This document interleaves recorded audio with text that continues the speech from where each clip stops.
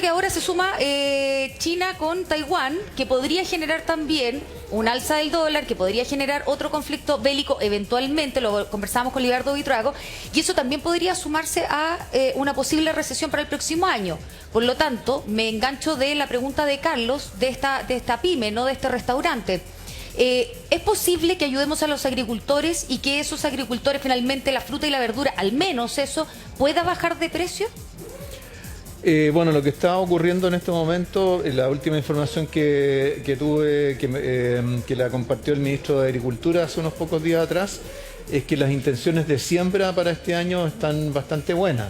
Así que por lo menos la agricultura, en buena medida, porque hemos tenido un año menos seco que los anteriores, también porque los precios de los alimentos están más altos y conviene, ¿cierto?, producir esos alimentos, qué sé yo, las siembras de trigo, de maíz. Eso está generando también ahora un incentivo a cultivar más, y eso va a ayudar a que se moderen los precios más adelante también. Pero usted ¿coincide con el ministro Grau de que las pymes sí se ven un poquitito más favorecidas con la inflación? Bueno, el propio ministro ha dicho que no fue una frase muy afortunada, así que yo no voy a... Pero está superado eso, diría usted, para las pymes en particular, que fueron las que reaccionaron. ¿Ya te va superado, se diría? O sea, la inflación afecta a todo el mundo. La inflación afecta a todo el mundo porque, ¿cierto? En primer lugar, todos tenemos que comprar algo, seamos consumidores, seamos una empresa, seamos un restaurante, ¿cierto?, como lo veíamos recién. Y luego, ¿cierto?, no siempre podemos trasladar esos mayores costos a los sueldos que ganamos o ¿cierto?, en el caso del restaurante, ¿cierto?, las comidas que servimos. Por lo tanto, afecta a todo el mundo. La inflación no es buena para nadie, salvo quizás para algún especulador por ahí. Pero la verdad es que hoy día, en buena medida, la caída de las expectativas económicas tiene que ver con este aumento de la inflación que hemos tenido y contra el cual estamos luchando todos los días, no solamente en términos de la política fiscal, monetaria, sino que también en ayudar a los bolsillos de las personas que se ven más afectadas. Y a propósito de eso, ministro, vamos al programa Chile Apoya, entre cuyos elementos, ¿no?, está el famoso bono invierno. Y tenemos una gráfica desplegada aquí para que usted nos cuente, ministro, cómo va a empezar a operar este bono y en qué consiste. Ministro, usted mismo nos explica. Muy bien, bueno, este es un bono que se entrega por una sola vez, que es de un monto de 120.000 pesos por causante. Voy a explicar de inmediato quiénes son los causantes. Esto a partir de mañana, ¿no es cierto, ministro? A partir de mañana, ¿cierto? Se entrega por una sola vez, no es necesario postular, se recibe a través de las mismas vías a través de las cuales se recibió el SUF o el bono de invierno de los adultos mayores, el bono marzo. O sea, por ejemplo, cuenta RUT o cuenta corriente. En general es a través de cuenta RUT.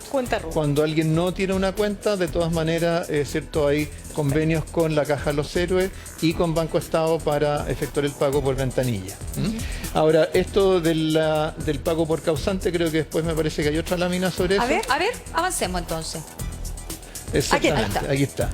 Entonces, esto es un monto de 120.000 pesos por causante del subsidio familiar, SUF. Es decir, cargas familiares, ¿cierto? Niños, niñas, causantes de asignación familiar. La asignación familiar lo reciben los trabajadores ocupados, asalariados. Quienes recibieron el bono de invierno de mayo, estos son los adultos mayores que recibieron el bono de invierno. Quienes reciben pensiones solidarias, la pensión básica solidaria o el aporte previsional solidario, los usuarios del programa Seguridad y Oportunidades, y para ponerlo de manera más simple, en los hogares que recibieron el bono marzo, que se llama el bono familiar permanente, me parece, más todos los hogares que estén en el 60% más pobre del registro social de hogares y que no hubieran estado recibiendo por alguna de estas otras causas. Pero para ponerlo en simple, una familia promedio estaría recibiendo más de un bono en términos de sus integrantes y de sus cargas, ¿no? Claro, por ejemplo, una familia, ¿cierto?, con dos cargas familiares, con dos niños, niñas, ¿cierto?, recibiría 240.000 pesos. Si además en ese hogar hay un adulto mayor que recibió el bono de invierno anterior, recibiría otros 120.000 pesos. Además tenemos que acordarnos también que en agosto También tenemos el reajuste del ingreso mínimo, que pasa a 400.000 pesos.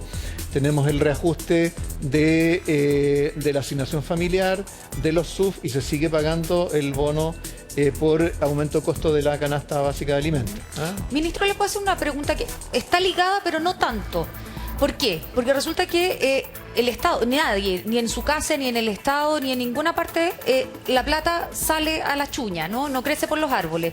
Siempre es escaso. Y los bonos, lo que se le critican, o hay gente que critica los bonos, es que se desincentiva el trabajo formal, o el trabajo en términos generales. ¿Qué está haciendo su ministerio con el Ministerio del Trabajo para potenciar el trabajo formal en nuestro país? Porque efectivamente se han recuperado los empleos, pero no al mismo sueldo. Claro, bueno, lo que se está haciendo, que es parte del mismo programa Chile Apoya, es ampliar los cupos en el IFE laboral. El IFE laboral, ¿cierto?, es un bono que se recibe por parte del trabajador cuando es contratado.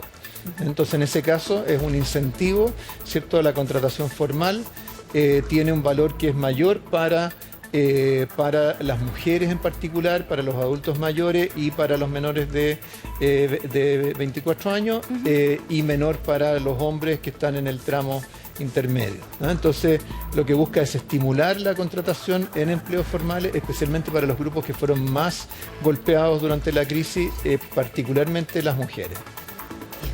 Bien, entonces tenemos acá, ministro, cuál es el cálculo del beneficio. Se considerará además personas con discapacidad, ¿no es cierto? A ver, cuéntanos también de aquello, ¿verdad? ¿Quiénes son los que van a beneficiarse directamente?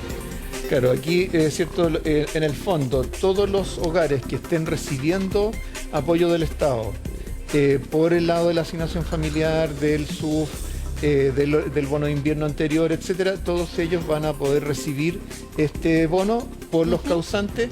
Y además, ¿cierto? Vamos a tener el caso de aquellos hogares que no están recibiendo ese beneficio por alguna razón, que pertenecen al 60% más pobre y tienen esas cargas, esos causantes, también van a recibir este bono de 120.000 pesos. Ministro, nosotros sabemos que esto importa, a ver, en términos de grueso, ¿cuánto es el desembolso que hace el Estado con este bono? En total, ¿cuánto es? El desembolso del Estado, en este caso, es de poco más de $1.000 millones. ¿Por qué se lo digo? Porque muchas personas decían, bueno, pero es que este es un bono por una sola vez, ¿verdad? Esto no me va a resolver el problema. Y la verdad es que sin duda que no resuelve el problema, ayuda pero no resuelve. ¿Qué le contestamos a las personas respecto de todas estas dificultades? Lo mismo que estamos diciendo, no son las pymes, la persona que no le alcanza definitivamente con lo que gana para llegar a fin de mes. Bueno, por supuesto que los bonos del Estado no son la solución a los problemas de las personas. El Estado, ¿cierto?, no tiene la capacidad de entregarle bonos a todas las personas durante todo el tiempo. El año pasado, ¿cierto?, en cierta medida se generó esa idea con este IFE universal, pero eso significó, ¿cierto?, aumentar el gasto público en 30%. Significó llevar el déficit fiscal a un récord de 8% del producto, y eso, por supuesto, no es sostenible en el tiempo. Nuestra deuda, ¿cierto?, aumentaría significativamente. Entonces, lo que tenemos que hacer es concentrarnos en quienes más lo necesitan y preocuparnos de, como dice usted, de las causas más de fondo. Cómo generar más empleo a través de la inversión, cómo estimular la contratación, lo veíamos recién, ¿cierto?, con el caso del IFE laboral, justamente lo teníamos ahí en pantalla. Ahí está. Ahí tenemos el IFE laboral, ¿cierto? Es un beneficio de 60% de la remuneración bruta imponible, con tope de 300.000 pesos mensuales para mujeres, jóvenes mayores de 55 años y personas con discapacidad, y para los mayores de 24 años, hombres y menores de 55, 25%. Esto va directamente a las pymes en el fondo también, ¿no? Apoya a las pymes ¿para qué? Para fomentar la contratación, ¿no es así, ministro? O sea, esto va a estimular la contratación formal, sea donde sea que se produzca, porque todos los empleos son bienvenidos en esta circunstancia. Y por otro lado, también es parte de Chile Apoya el estímulo a la inversión pública. Este año hemos tenido muchos problemas con la inversión pública por el aumento de los costos de los materiales de construcción. Eso ha significado que ha habido licitaciones que se declaran desiertas o que el contratista las abandona. Hemos estado trabajando desde el Ministerio de Hacienda, con el Ministerio de Obras Públicas, con Vivienda, para agilizar toda la inversión pública, porque eso también genera mucho empleo. Claro. Ministro, han llegado, nosotros lo anunciamos cuando partimos el programa, a las 8 en punto dijimos que usted venía, y han llegado varias preguntas de nuestros televidentes. Pasamos a revisar la primera. A ver. ¿Por qué si el año pasado estaba dentro del 60% de vulnerabilidad y este año no? ¿Por qué? Si sigo bajo las mismas condiciones, sin pega, igual. ¿Por qué ahora no? ¿Qué le contestamos, ministro? Sí, bueno, cierto, desde el momento en que el registro social de hogares es un sistema en el cual va entrando gente y va saliendo gente, puede ocurrir que haya entrado un conjunto de personas que tienen mayor condición de vulnerabilidad y que cambia la situación de los que están inmediatamente arriba. Ahora, por ejemplo, la señora que es una adulta mayor, seguramente recibió el bono de invierno, de todas maneras va a tener derecho a este bono, aun cuando, ¿cierto?, el hogar no esté estrictamente catalogado en el 60% más pobre. O sea, le daría usted más tranquilidad a la señora. Claro, o sea, si es una persona que recibió el bono de invierno, va a recibir ahora este bono de todas maneras. ¿Vamos a otra pregunta, ministro? A ver, aquí tenemos. Hola, mi nombre es Raúl Romero. Quiero hacer una pregunta. ¿De qué depende que suban o bajen el registro social de hogares? ¿De qué depende, ministro? Bueno, el registro social de hogares considera 4 cosas. Considera en primer lugar, mira al hogar en su conjunto. Entonces, considera los ingresos de las personas que pertenecen a ese hogar, el número de integrantes del hogar, las características de los integrantes del hogar, si hay niños, si hay adultos mayores, si hay discapacitados, y por último, ¿cierto?, las condiciones materiales de vida.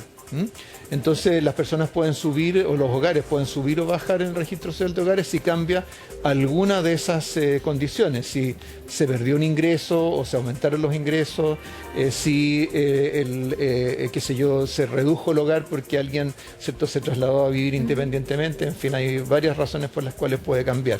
Bien. Vamos a revisar entonces la siguiente pregunta. Si alguien no tiene cuenta en un banco, ¿cómo le podrán pagar el bono? Sí, bueno, hoy en día hay una gran mayoría de los beneficiarios de apoyos del Estado que tienen cuentas bancarias, que tienen básicamente cuentas RUT, pero si todavía hay algunos que no las tienen, existen convenios con la Caja de Compensación Los Héroes y el Banco Estado para que se pueda pagar por ventanilla. Ministro, hay hartos temas que queremos seguir conversando con usted: reforma tributaria, reforma a las pensiones, y le quiero dejar una pregunta, porque el ex subsecretario de Hacienda, Alejandro Mico, dijo en una entrevista el fin de semana, miren lo que dijo: llegó el momento de sincerar que no se podrá hacer todo el programa de gobierno y empezar a bajar las expectativas. No me conteste ahora, nos vamos a una pausa y ya regresamos con esa respuesta y más.